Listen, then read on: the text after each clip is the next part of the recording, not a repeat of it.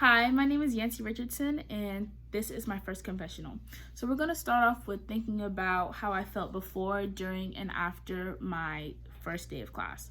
So, before my first day of class, I was just thinking about how I can try to prepare for first day of class, even though it's the first day of class. I tried to think about what I can do, what I can think about, we're going to talk about, what I can watch, what I can read. To kind of help myself not have a leg up, but be at least a little bit prepared for class, and thinking about what we did in summer enrichment and how we talked about the kind of how class is going to be set up and certain things like that. And so I thought about how we started off summer enrichment, like those classes, with thinking about what's going on in our world. And so I tried to, watch the news and figure out the different things I can talk about as my what's going on in the world.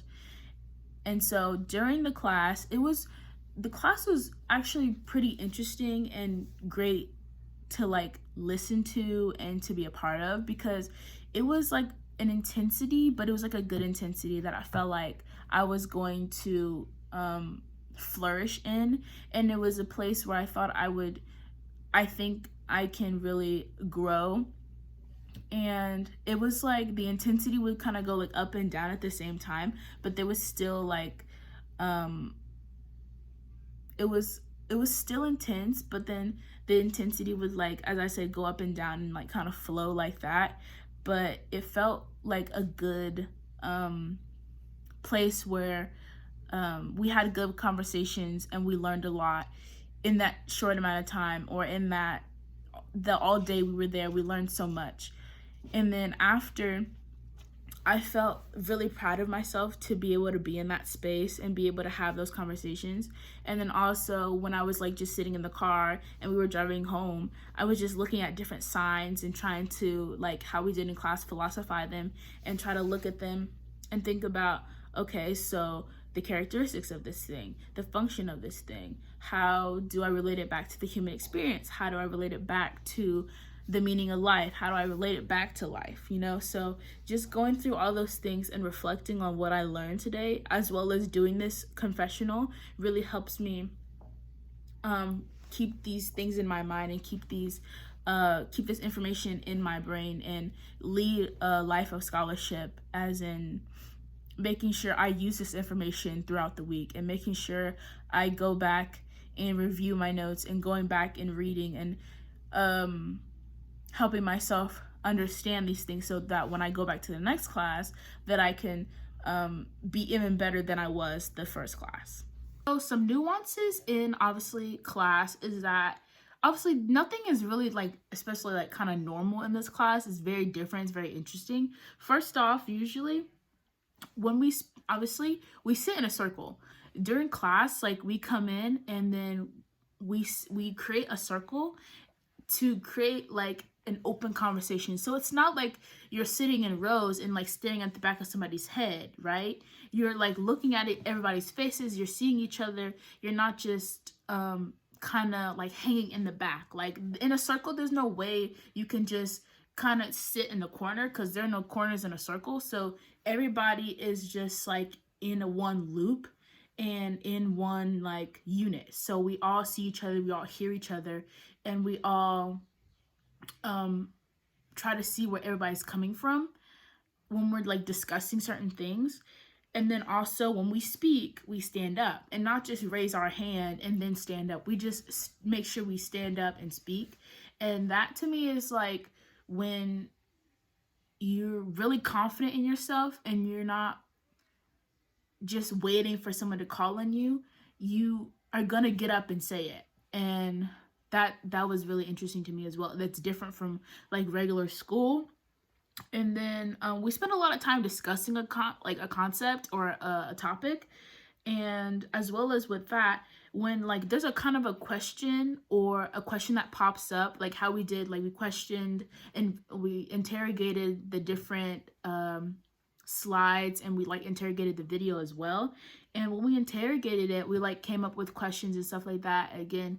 But then when there were certain questions, like other questions that popped up, Mr. Fleming didn't always like answer them immediately. He kind of gave it up to the group and was like, okay, can somebody answer this question? And then kind of let somebody else give a stab at it and give a stab at answering the question. And then he'd come back and be like, okay, so we were close. Or he would just really explain it, or just be like, yes, that person was correct. And then expound on what that other person said. Also, another thing I want to add on to what I said about the nuances of class and what we do in class is that when we come in the building, as I said, that when we come into the room, wherever we're going to be, we create our circle. And so not just like it's already set up for us. Like we're taking our space, we're creating our time and what we want our space to be. And so we're taking advantage of that. We're taking the chairs and moving them around in the circle. We're playing the music we want to play. We're taking our space. We're taking up space. And so that just shows like ownership of our space and how important this space is to us, and how that this space is a safe place for us to learn, for us to grow, and for us to try new things in the sense of learning. And so that is another thing I want to add on to it. Nuances not only exist to help us stand out, but also to prepare us for college and prepare us for when we go to Harvard, to the residency, and to help us be able to discuss openly and help us to be able to formulate our own ideas, and help us to also be ready for the real world and the opportunities that we're going to be faced with, and be able to be in those spaces and be in those spaces successfully.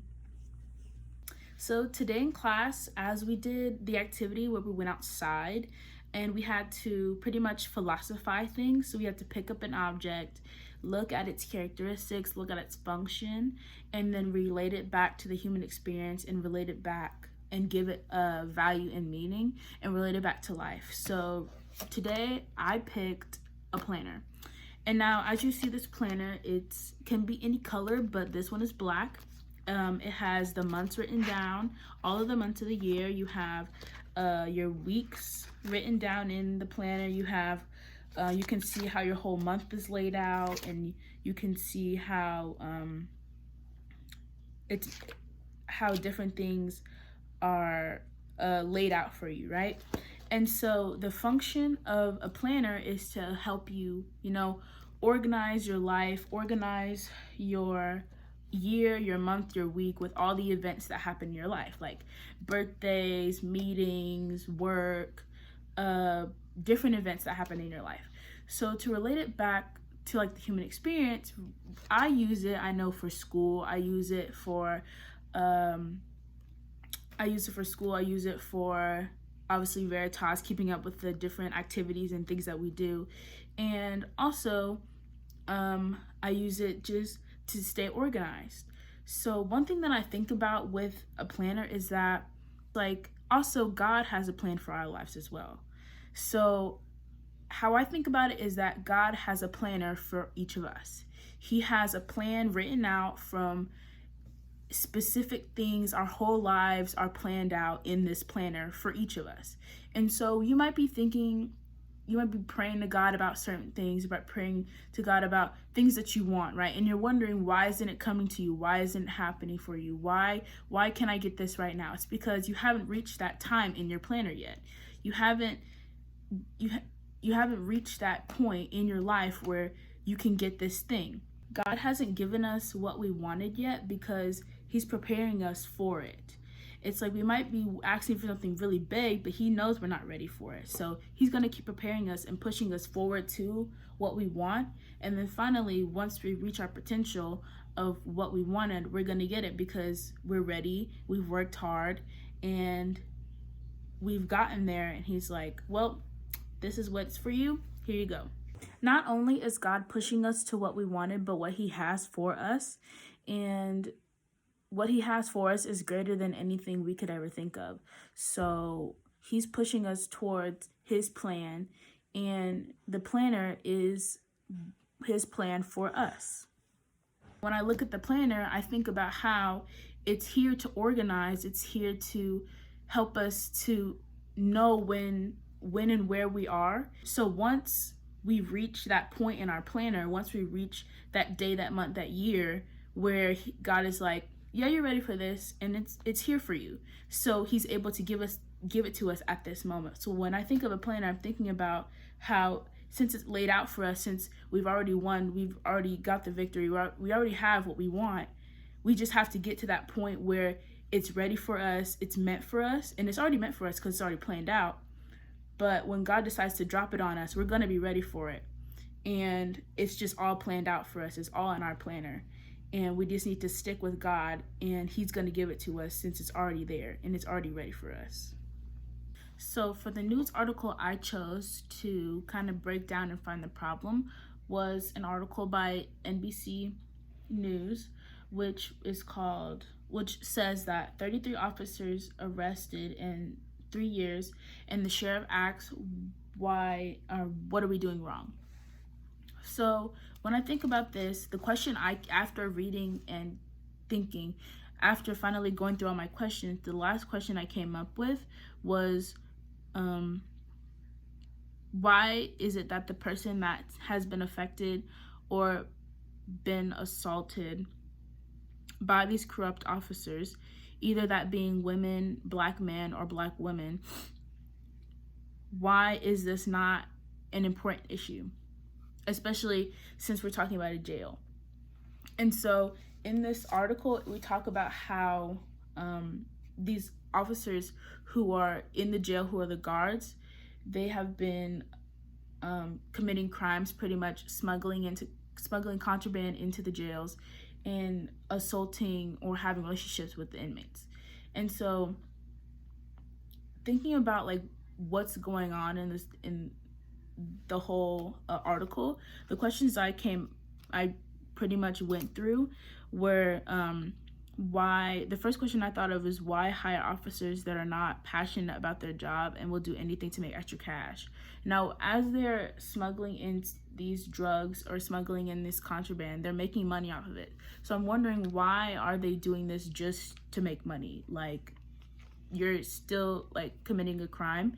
And then also I created questions: why do they hire officers who are easily influenced and participate in crime? Why do they hire officers with low morals? Then I thought about also when the officers are mentioned to be abusing the inmates, I thought about why the officers abusing their power. And I said, just because someone is in jail doesn't mean they are less human. And so just because they have a little bit of power, just because they're there to keep order, they think that, oh, I'm just going to push this person around, I'm just going to beat them up whenever I want to. That's police brutality. And also I thought about the hiring of the officers to work in these jails. And I thought about, why don't the people who hire have higher standards for the police officers as a whole? And so why aren't they thinking about like these people background checks and how they worked with others and getting references to how these people worked in their last jobs, or if this even is their first job, how did the person at the police academy see them, and were they overly aggressive, were they different things to lead them to be this way?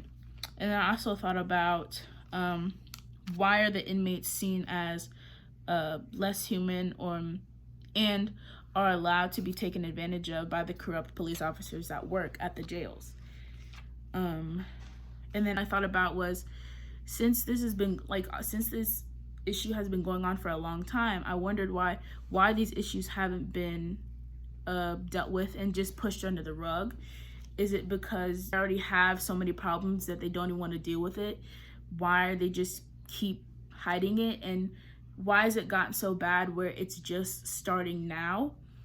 And why hasn't anybody cared about this issue enough to find a solution and provide justice to the people who are being abused and to the people who are having issues with these police officers in this jail? And so it just makes me wonder, like, how long has this been going on, and how many times have inmates or other people or other officers who have seen what's going on try to speak up about it? I think it really comes down to the question I came up with is like, so does it So why is it when it comes to people who are people of color, women, black men, black women, that it's not an important issue? It's like they just don't care. Why is it that people just do certain things and there's no real consequences for their actions? Like in the article, it talks about how there are 4 cases involving these alleged assaults with the inmates, and still there's grand juries who decline to indict these cases or indict these officers. One of them has already gotten their job back from this whole case, and then also there's still other cases that are pending in court. There's some officers who were sentenced to probation. And another thing that the article says is that the reason why the officers are doing this is because they're stressed and inexperienced. Why would you take out your stress and your inexperience on a person that's supposed to, just a person you can just take out your energy on just to check out? Thank you for taking the time out to watch this, and thank you for a great day.